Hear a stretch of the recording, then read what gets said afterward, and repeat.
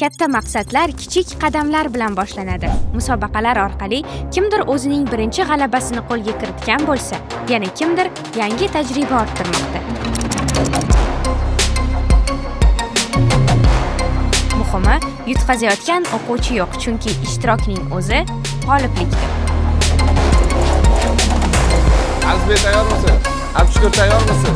Bo'lmasa, boshladik. Navbatdagi musobaqa 5 ta filialimizda Typing Line, Follower, RoboFootball, RoboRace kabi yo'nalishlar bo'yicha bo'lib o'tdi.